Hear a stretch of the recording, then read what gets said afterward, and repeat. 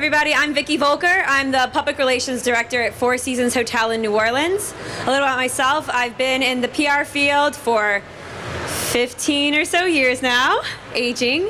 Started off at a small PR agency helping hospitality and restaurant clients, then spent several years working at New Orleans & Company, then moved over to help open up Four Seasons.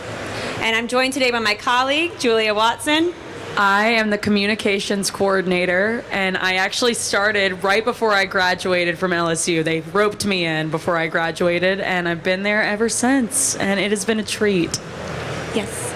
So I asked Julia to join me today because we approach public relations and media from two different perspectives. I, being a little bit older of the millennial class, prefer long-form content often, still love to read an article, but that is not the way that we found many consumers are getting their media today. So Julia approaches it from more of her Gen Z perspective. Yeah, more of a doom scroller over here. We like a quick, easy watch, and it's easier that way. We don't want to read a bunch of articles. Exactly. So with our powers combined, we handle all of the influencer marketing at Four Seasons in New Orleans. So we will share some of those tips with you today. How to tap into influencer marketing. I know sometimes the term influencer can be a bit dreaded to restaurateurs. I know, it's a hard time, especially in the summer in Louisiana, and someone's coming in, it's hard sometimes to determine the value. So that's what we're here to help you with today, is to try and determine what the value is when vetting these influencers so that it's beneficial for you and you don't feel taken advantage of, or that you're just giving out a free meal or a hosting experience and don't really see the return on that post. So today we're going to be covering the difference between influencers and content creators, some local accounts that we follow that you may also want to tap a little heart on, the generational shift between traditional media to more social media, what makes great content, and then vetting, hosting, measuring the content, and of course a few case studies of some work Julia and I did, mainly Julia, that we're pretty proud of. Okay, so we're going to talk about the difference between an influencer and a content creator. So influencers typically focus on their own personal brand. They're more of the focus rather than the product. It's like, this is what I'm experiencing, here's why you should experience it. It inspires their followers. They focus on a niche like lifestyle, travel, food, fashion, you name it, there's an influencer for it. Whereas content creators are more focused on your product. They're creating content that you can use in the future, and it's instead of just focusing on them, it's more of the food and beverage or the actual experience itself. So it's more aligned with your brand. Right. Some ways that we talk about in the office is an influencer, they often travel with a photographer to capture their pictures. It's a lot of content with their face, showcasing them, a lot of selfies, a lot of outfits of the day. Whereas a content creator, they are the photographer, they're the videographer, they're the ones who are really skilled in making those reels and the food photography that'll help your restaurant stand out. And here are just two examples. So you'll see on the right side of the screen, that's a content creator that we hired. He's actually a wedding videographer. So not someone you would look at and say he is an influencer in the food space. But we worked with him to come to the hotel and do a video showcasing his full experience. Because of his capabilities, the equipment that he uses, it's just very high performing content for us, very rich. Whereas an influencer like Miss Kelsey Anderson, who you'll see on the left, which Julia follows. She's from The Bachelor. She has 1 million followers, and she's a celebrity, and people are looking at her more than the restaurant, but it's like, oh, she went there, I want to go eat there. Right. Type of thing. So influencers and content creators serve two different purposes, but both can be beneficial to driving traffic into your restaurant. So here, I wanted to make this interactive, so I put in a little game for everybody. Can you spot the influencer and the content creators, okay? Tamika Lee, love her, an amazing woman all around. Influencer or content creator? Influencer. You're close. So Tamika has an extremely strong personal brand, and people want to know what she's wearing, where she's going, what she's doing. She herself is not always the videographer. She's great at producing, but she is the one who's on the screen, not behind the camera most often. Karen Fan, I know I should have made you guess first, sorry. I get excited. Karen from Ain't That Fancy, she is more of a content creator. So she will partner with a restaurant on what is it that you want to show. Do you have a new menu that's rolling out? Do you have a really cool signature dish? And so she'll work with you to determine, okay, well, these are the pieces of content we're going to produce from this. She is the queen of creating reels. So I would consider her more of a content creator. All right, the next one, Kate. Content creator, influencer. Content creator. Okay, so think about it. She's really good at making reels and making content. She's gonna sit there and probably spend an hour to 2 hours after she visits your restaurant combing through all of her content to make sure it looks perfect and is a great representation of your brand. Whereas an influencer is probably gonna spend an hour, let's say face tuning, or like making sure she looks great in the photo as a representation of her own personal brand. All right, Alex Earl. I'll let you do this one because She's an influencer, guys. Okay, it's all about Alex in these pictures. That's it. It's all about her. It's not about where she's at. It's about look at me, get ready with me. You're not really thinking about where she is. More, right. you It's like her. her. She's cool. Yeah. Both are great. It's just so you can know the lingo and terminology whenever you're interacting with these influencers or content creators. Often you may have an influencer, like more of like a, say, B-tier celebrity, like a lower tier celebrity, someone who's been on a reality show or a wife of an athlete who may reach out saying they are an influencer looking for a hosted experience. There is some value in that because people are following them as a lifestyle brand to see where they go, but that may not be content that's going to show your amazing dishes and get the audience drooling on Instagram. Content creators are going to help you create the content that you can also share out. You may even use on your website or, add the image or a video to your open table listing. So their content has multiple uses. Okay, knowing the differences between different types of content creators is very important when you're hiring them. So local is going to be obviously more focused towards your local community. Get people in the door for your happy hours or for your new specials. It's instead of reaching out to people to travel for your restaurants, it's more like, okay, here's why you should come here tomorrow. Whereas national, it's reaching a broader audience. You're reaching people that want to come and stay with you or come. It makes your establishment a destination. And then knowing the differences between the types, for example, food and beverage or lifestyle. If you're focusing on food and beverage, they're probably going to take really good food content that looks attractive. You're going to want to eat it or drink it. Whereas lifestyle is more about the content creator, the influencer, enjoying the drink. It's not necessarily the focal point. Or having the experience, like this family, they're having breakfast in bed. Like now you want to have breakfast in bed with your children, So that is the main differentiator. And I would say for this audience specifically, local is extremely important because that's your audience base. And we'll get into how to vet influencers a little later on, but just keeping in mind, local is king because that is where your audience is going to be coming from. National may have value, may generate a lot of shares and media mentions even, but they may not result in immediate bookings for your business that day. So valuable, but just in a different way. You may not see the direct correlation. And then here are some local foodies. I'm probably missing a lot, but this is a list that Julia and I came up with off the top of our heads of the people that we're working with the most frequently to produce content within our restaurants and the hotel. And then also calling out Tam Loves to Eat. So she is primarily a food influencer, but we worked with her the hotel side on a staycation experience.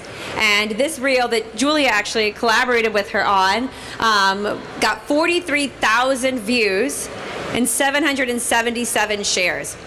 So that just shows the power of a content creator for helping your content and your restaurant go viral.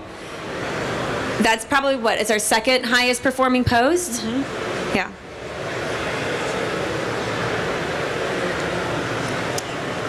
So now you're all here because you obviously recognize the need for influencers. So you may know the answer to this question, but we're just going to delve a little bit deeper if you're trying to explain this to some of your stakeholders, your restaurant owners, as to why do we need influencers anyway, right? Well, media is shifting. So if you look at the media consumption trends now, people are now tending more towards short form content.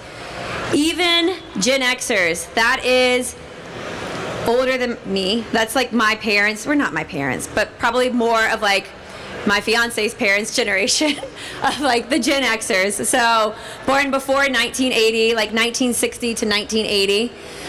Gen Xers are on social media 92% of the time. So if you're saying like, oh, well, I don't need to reach Gen Z because I'm a fine dining destination and they aren't going to have the funds to come to my restaurant, well, Gen X is on there too, so you need to pay attention to it. 75% of millennials are using social as their travel agent, and I would stretch that to say for their restaurant agent as well. Whenever they're going to a new destination, they're traveling into New Orleans, they're looking to social media for people to tell them, where should I go eat? Where should I stay? Where are the best bars in town? 62% of millennials are engaged with digital publications via search and social media. So that's like Eater, NOLA.com, Open Tables media platform. They're engaging with that on Instagram as a platform. They're not going to those sites natively to read their content. They're getting it through their social media apps. And then 73% of Gen Z and millennials say they visited a restaurant in the last 3 months because of social media. That's huge. Like, that's how your restaurant is getting discovered now, is through an influencer or content creator or a large mass of people posting about it. And I can attest to this because it's myself at night before I'm going to bed, scrolling through the feed, and then I'm like, oh, that restaurant looks great. And that's where I'm booking for me and my friends to go to in the next week or two. 54% of boomers engagement with media in 2025 includes traditional media. So there is still some value with that, demonstrating digital content acceleration. So digital media platforms that have strong content. And then less than 16% of Gen Z is interested in traditional media. So that means they are not going to get their news from a newspaper or the NewYorkTimes.com. They are just going to Instagram, TikTok. I won't even say Facebook. And here is just showing the power of visual influence. So on the right-hand side, those are some comments that were on Tam Loves to Eat for her staycation post, showing a strong intent for them to come and stay at the hotel. And then this is just an example from myself, like I said, when I'm laying in bed at night looking at Instagram. Karen Fan posted this beautiful menu. And so then I literally was like, I'm going the next weekend with my friends. And then we had a big group dinner party for a friend's birthday not only 2 weeks later. So that just shows the direct correlation. Also, just showing that like young diners, they trust more of their peer reviews and visuals more than traditional channels. So we hear a lot in the last decade of the trust in media. And people now are leaning more towards trusting their friend. Like, you know, when you're going out to dinner, you're asking for a recommendation from somebody who goes out to eat more often than you do, or from someone whose taste that you trust. You're not necessarily looking at a traditional media source. Peer reviews have more impact and more weight in decision making now than ever before. So that's why it's critical that you have people reviewing you and showing on social media that endorsement.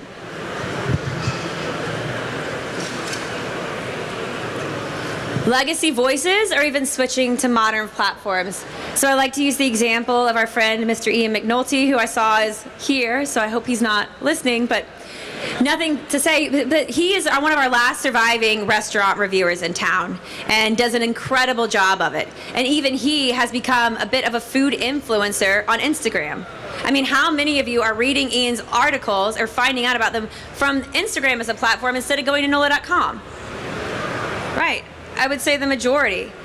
NOLA.com also has a paywall, right? So Instagram is just a much more accessible platform to find it in. Even some of our OG media voices in the restaurant and food space are now transitioning over to Instagram.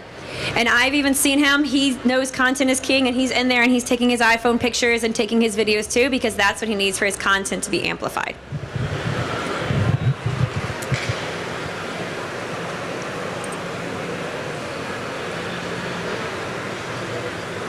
Next. Again, underscoring, content is king. Phone eats first, right? Whenever you sit down, the phone always eats first. 91% of consumers prefer visual content over written. I could sit here and tell you about a delicious steak that we have at Chemin à la Mer and the marbling on it and how juicy it is and how it has been roasted or flame broiled to perfection. But that's not going to make you salivate nearly as much as just seeing a picture of one of our chefs carving into that steak. And you're like, oh, it makes you hungry. So content is king, and shareable moments help with organic reach. Whenever you post a great photo or video, the likelihood of that getting passed beyond just your followers, because you may have 5,000, 10,000 followers, but then when it gets shared out, then that's multiplied. And again, for why do we need to worry about influencers anyway? 74% of diners say they've chosen a restaurant based solely on food photos or videos that they saw online. That's insane. They're not going to the concierge asking where to go. They are just looking at the photos on Yelp or the photos in the Google reviews. And do I want to eat there? Does this look delicious, or does it look like something I'd cook at home?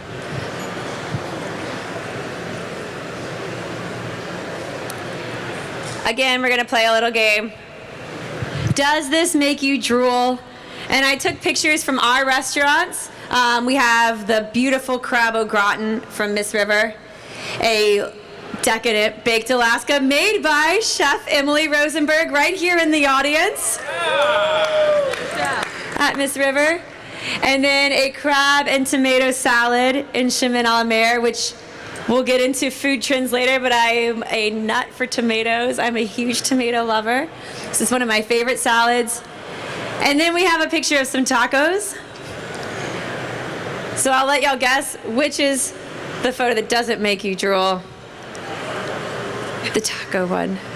I had to pick a picture that wasn't from our restaurants because I didn't want to offend anybody. But I'll go back. I mean, if you look at it, it looks dry. It's too close. Everything is similar in like a brown tone. It doesn't pop. It's not vibrant. This might be a photo that I would take on my phone just to like show my parents, you know, what my restaurant experience looks like, but that's not something that's post-worthy. So you want to make sure that your lighting is professional, that your dish is your focal point, that you've got vibrant colors. And you need to think about this whenever you have influencers and content creators in your restaurant, that whenever you're bringing your food out to their table, it needs to be photo-worthy. And chef can say, I remind our chefs of that all the time. Like, you can't treat it like it's any typical diner, because the photos that they take of their meal are going to get shared everywhere. So you need to do all those extra touches. You need to make it look more lavish, more perfect.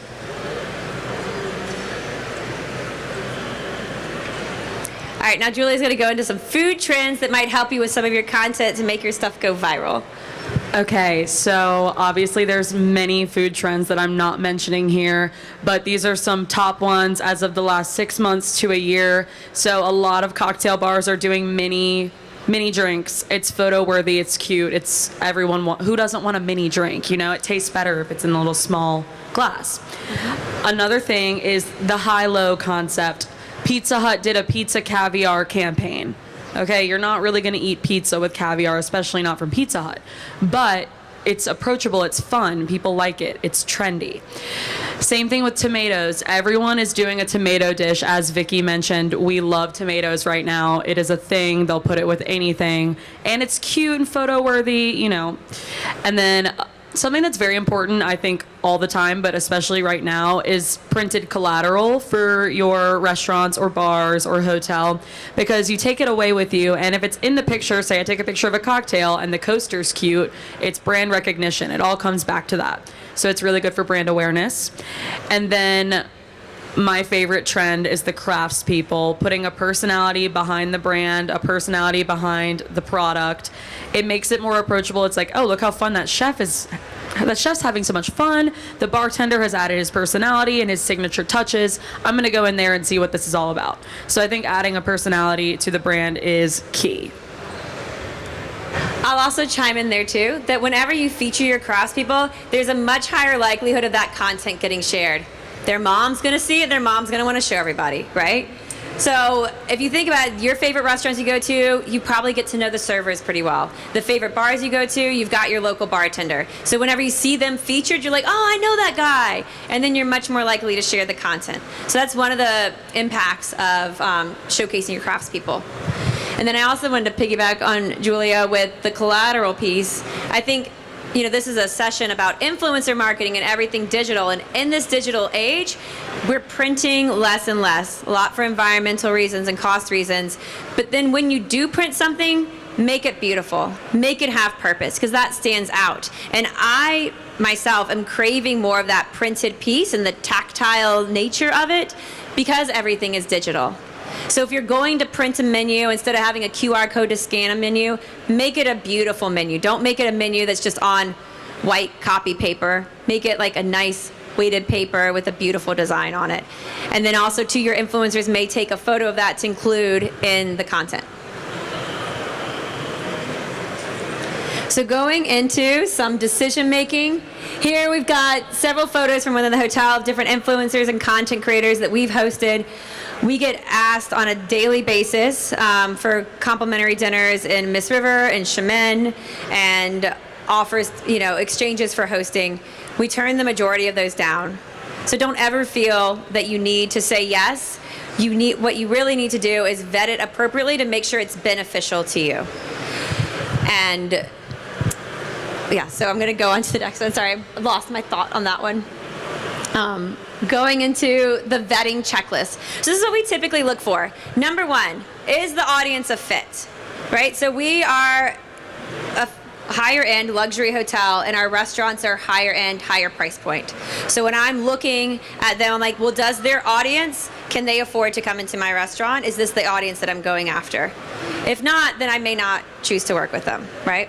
Is their audience local? Because even though I'm in a hotel, I know that summertime, when it's slow, I'm going to need locals to come into the restaurant, right? Or Monday through Thursday, I'm going to need locals to come into the restaurant, right? So is their audience local? Does their audience have an interest in food? Or are they more of like a fashion outfit of the day, and maybe all of their followers are on Ozempic and they're not coming out to eat? I'm like, I don't need to reach them. So look at the audience and make sure it's the right fit for you. Then you want to dive into the engagements and impressions and their metrics. So we have tools that we use for that Julia will cover at the end of this to track their engagement, to track their impressions. But the easiest thing, if you don't have any sophisticated software, is just to look at their Instagram post, see how many times it was shared. Out of their followers, what percentage engaged with that? They may say, I've got 100,000 followers, but if 48 people liked their post, I can guarantee you the majority of those followers are bots, and they paid for them. So their audience isn't engaged. It's not worth it for you to work with them. I would also look at past collaborations. So we do this a lot when it's helping us determine if they are aligned with the brand.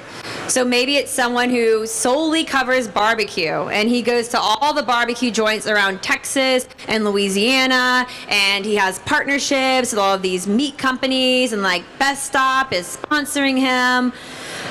If you have a seafood house and he doesn't post any seafood content, he may not be the best fit for your brand, right? Or if you're a vegan restaurant, he's not going to be the best fit for your brand. As far as going to be like, I hate vegan, I don't want to go there, right? You need to focus on somebody who is follower-based, who's interested in a healthier lifestyle. And then the quality content. Like we said, content is king. Some influencers who are more for their reach like some reality show stars. Their content may not be that great, but you want to make sure it still at least is a good representation of you. If they take a picture of their dinner, you don't want it to be like terrible and look disgusting, right? Because that's going to turn people off. So you need to make sure that their content quality is there, so that anything that they're sharing, you've got that initial level of trust that it's going to be something worth it. And then also, I'll just cover this, it's not always about follower count, especially when it comes to local influencers. So there may be a local influencer who only has 25,000 followers, but you know all those followers are highly engaged and they're local and they have a good chance of booking your restaurant that weekend. Still work with them. And there's some people that might even be influential in their space. Like there's a girls group I know of, and they go out to Friday lunch like every Friday, and if you're trying to book your restaurant for this boozy Friday lunch, no, they may only have like 5,000 followers or less, but their friends are the ones who are going to those places and they are the trendsetter. So you can't measure it just on follower count alone. That's one of the biggest questions I get, is how many followers you need to have to work with the Four Seasons or with Miss River or Shaman. I'm like, there isn't a number. It just depends upon like who you're reaching and are you reaching the right people and you have good content.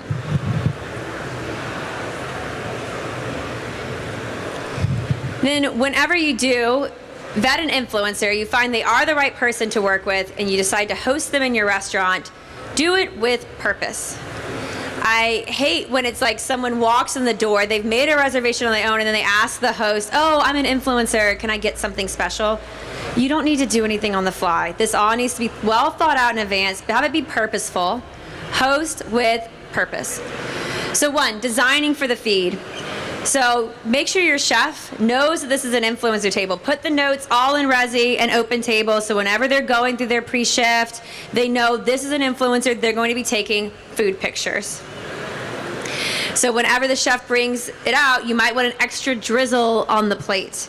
You might want some additional garnishes. If it's a cocktail, you might want a full bouquet of mint instead of a single piece of mint, okay? Make it beautiful just like you would if you were doing a photo shoot for a brand new menu and you hired in a professional photographer to come. Consider it that way. Attention to detail. Next, prep your team. So as the PR director, every morning we go through any influencers or content creators who we know are coming within the building that day. So I know everyone's prepared, from the doorman to the host to the server to the chef, right? Because you want it to be a seamless experience. You can do the same in your restaurant establishments during pre-shift. Make sure they know who's coming in that evening. Make sure your host or hostess knows so they can greet them with a smile and they can be ready for it. The server knows they're an influencer. And then this is key, make sure they're comfortable being on camera. Because a lot of the time, the influencer may say, oh, can I get a picture of you or a video of you with you dropping the plate on the table? Or can you tell me about this dish and can I record you while you're doing it? Make sure your server is comfortable with that in advance, and make sure they are someone who you would want to be on camera as a representation of your brand. Don't just leave it to chance for who the host assigns for that table. Think it out in advance. And like we said, show your craftspeople. Those posts tend to perform better. I can tell you for our restaurants, those posts outperform all of our static food posts if we show one of our faces who are involved in making the dish. Show your craftspeople. Have the chef come out and touch the table. Have the bartender come and explain the drink. So show your craftspeople as much as you can. And I also, if your team is, and if they're willing to do this, it's beneficial for them, and they often feel the love from that, from being featured in the post. And then make it special. So we know you're already, paying something, right, by hosting them. Even if you're not paying a dollar amount, you're hosting them for a complimentary meal. So make it special. If there's a beautiful bottle of wine that you've been wanting to promote, do a tableside pour of that and explain that wine. If they're ordering a steak, maybe have the chef come out and present the steak and do a tableside carving of it.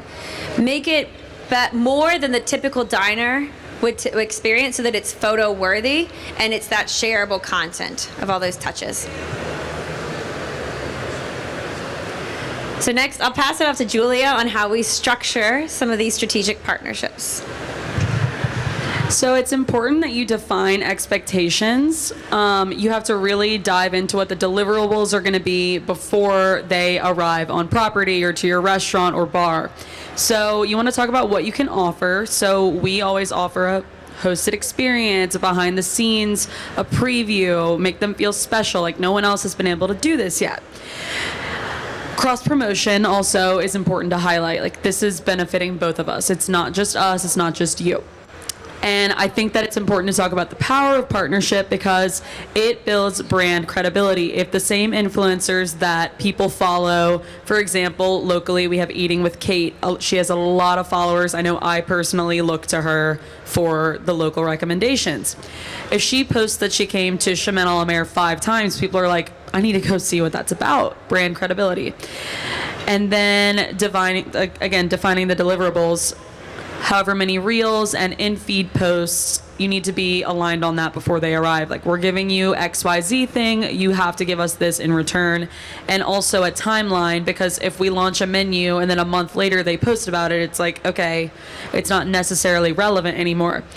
And then also tagging and mentioning all of the blind tags are important for more sharing, more visibility, and giving them an outline on what they can and cannot post. And also kind of having an approval on their content is important. Yeah, and I'll just piggyback off of that too. I think defining these expectations not only help you and protect you in some way, they're also great for the influencer. They want to know when they come in, do I need to tip the server or is that already included? Because I don't want to stiff them on their tip. Can I order a drink? Can I order 2 drinks? Is that included in this comp? So I think it's smart to just spell all of that out in the beginning so that they're aware and they don't feel uncomfortable at any moment. You know exactly what you're offering, and they don't go and order a 1942 tequila from the bar because everything's comp, and you don't want to have to offer that, right?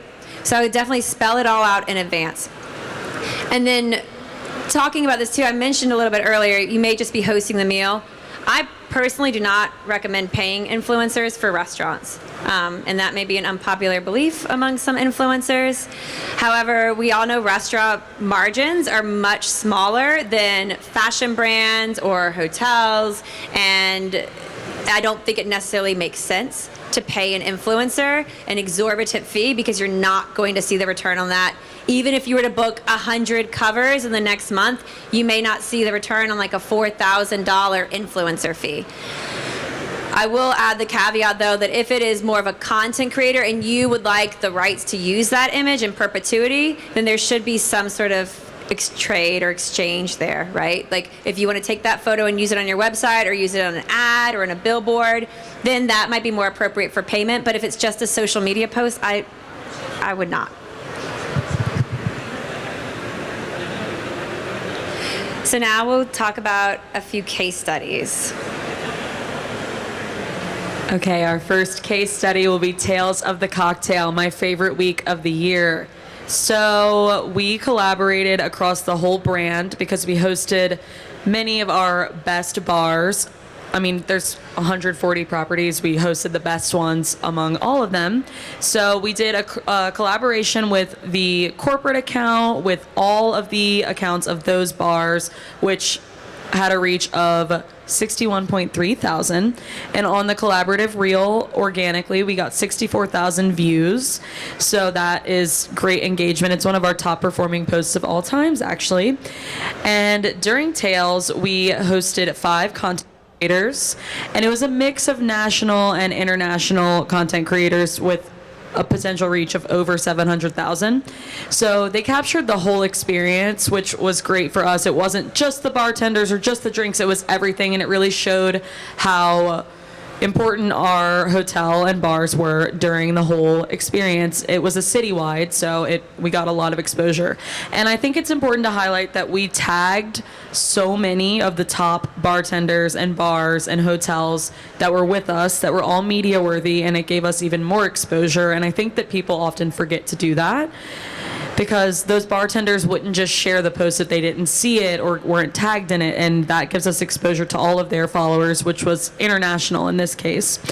And during Tales, we had so much real-time content. I think because of the build-up beforehand, all of the social exposure. More and more people came into the hotel more than ever before. Over the last 4 years, it's really grown exponentially, and I think partially it's because of the photo-worthy and the media-worthy experiences. So we had 600 real-time stories and 23 in-feed posts over the course of 4 days, which is insane. Definitely. And I'll also, talking about the real-time content, I think something really smart that Julia did this year during Tales is that we shared the content from the creators in a OneDrive folder with all of our craftspeople in real time so they could post it out on their accounts. The photos and the video on the screen, those are from content creators, not from professional photographers. So it just shows the quality of the capture that they're able to achieve just with their iPhones nowadays and the filters that they use on them. So we sent that to our creators while Tales is still happening, while it's still relevant, so they could post it out. And you could do something similar with your chefs or your bartenders or your servers. Whenever you finish a big photo shoot or you have a creator who's shared over a folder of images, send it to your team and encourage them to help publicize the restaurant as well.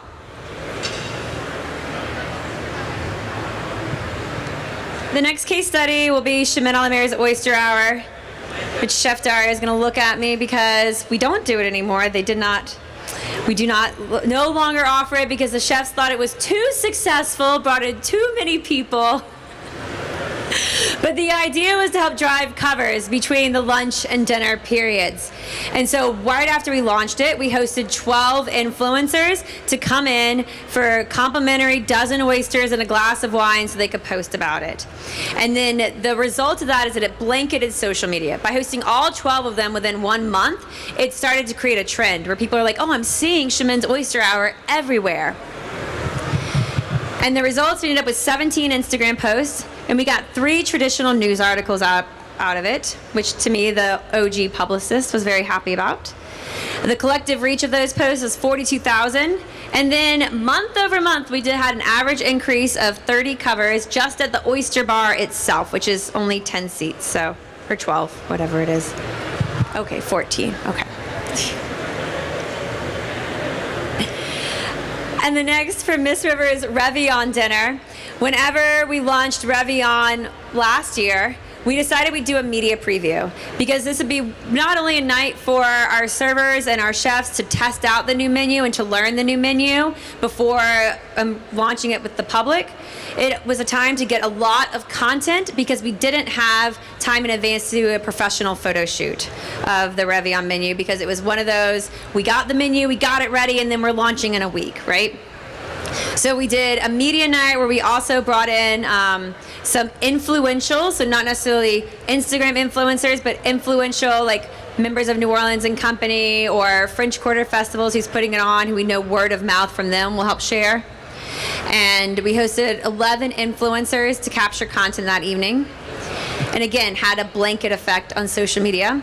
All attendees posted their channels. The collective reach between our posts and Instagram stories was 593,000 from all of their posting, which is huge. And then impressions was 198,000. So again, that just shows the impact of doing it all at one time. Instead of spreading your influencers out over the year, let's say you've got a budget, you're planning to host 12 influencers, you're going to do one a month. Sometimes it makes more sense to just host all 12 in 1 month and see an immediate push from it.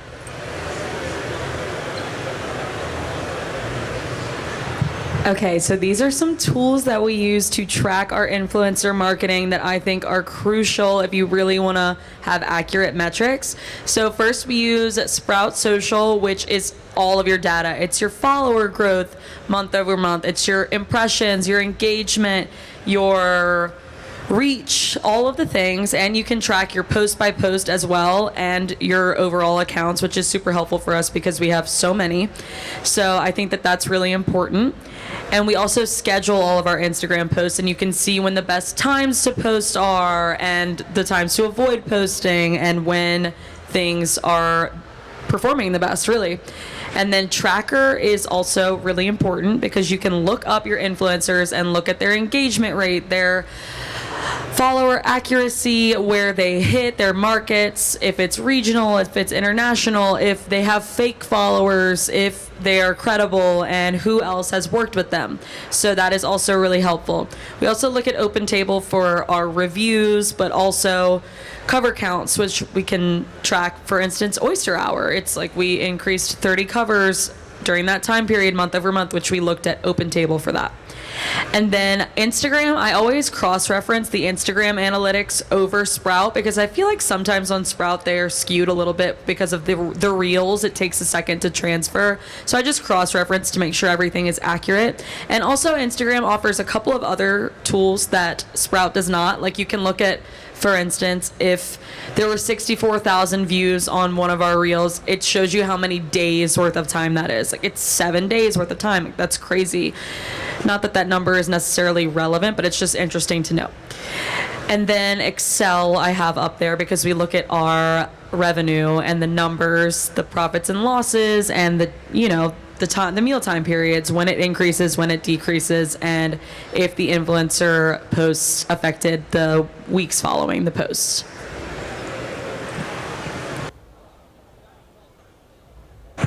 So that concludes our formal part of the presentation, but we do have about 15 minutes for questions. And Julia and I are happy to answer any questions you may have about Instagram, social media influencers, what we're doing this weekend. Yes.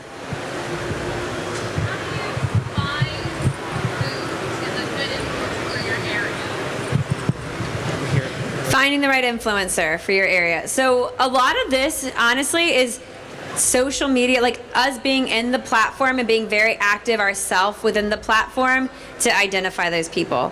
And this harkens back to the old PR days of just relationship building and getting to know those influencers well and who else they're following and tagging in their posts. We do use Tracker at times to determine, to find influencers in other areas, like more for the hotel than for the restaurants, but sometimes we'll go out to like Chicago or to Dallas or to places where our feeder market is coming in from to find influencers in that area. So we'll use Tracker for that. Yeah. Anybody else? Anything else? Blake, you look like you have a question for us.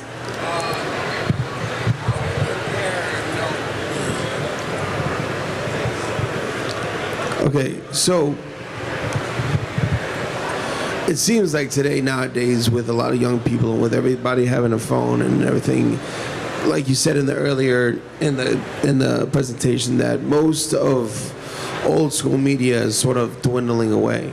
Do you find that it is still beneficial to put some stuff in, newspapers or like places like NOLA.com or Lanyard magazine or certain things that get shipped across the country? Does that still benefit you guys, or is it mainly all social media driven? I love this question. Absolutely.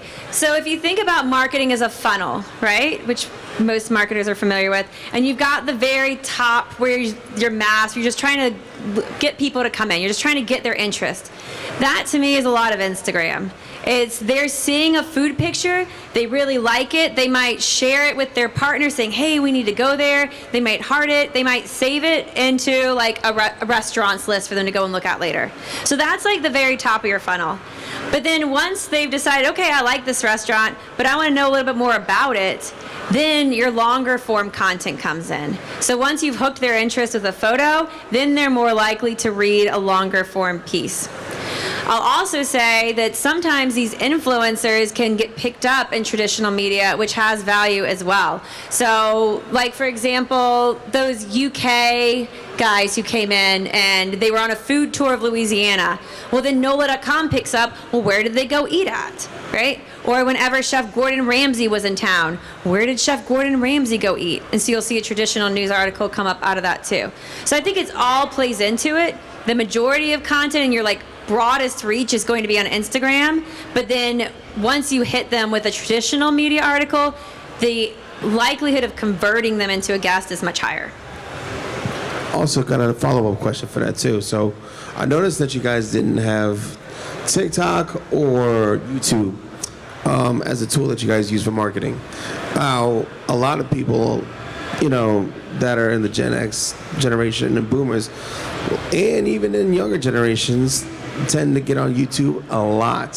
So, do you guys find that it's not beneficial for you guys to use, have the Four Seasons have a YouTube channel that you guys can be posting on constantly versus the Instagram, as well as the TikTok, or do you guys get a lot of following from that at all? You're right. And that was probably a miss that we should have included a little bit of YouTube and TikTok in here. I will say YouTube, the content, the quality level needs to be much higher than an Instagram post. And for New Orleans, with just having the level of content creators that we have in New Orleans, there aren't as many YouTubers. And so for this audience specifically, with your restaurants, you're much more likely to get approached by an Instagram influencer than a YouTuber. But YouTube does have its value. I mean, there's those short form YouTube videos now as well that have a lot of reach. But I would say for local Louisiana restaurants, Instagram is more so. TikTok, we did not include because, as we know, there's some privacy issues and data privacy with TikTok. And then there's been the political debate of whether or not TikTok will stay. So we do not focus on TikTok as a platform. We do recognize its importance in the space, but we don't actively pursue partnerships with TikTokers. Anyone else? I have a question. You talked about the influencers and how you recommend that you just comp the meal and that's their compensation. What about boosting posts? Do you pay? What is your budget for social media? I guess since you don't have, do you have a budget for influencer payments or? We do pay to boost posts. So sometimes we'll collaborate with an influencer on Instagram. So it's with both of our accounts, and then we will pay $50 to boost that post. We have a whole separate strategy for social media advertising, and that budget's much higher. But for boosting a post, it can be as little as $50, and you can see some significant results. Thank you. You're welcome. 11:25. Thank y'all so much. Thank you.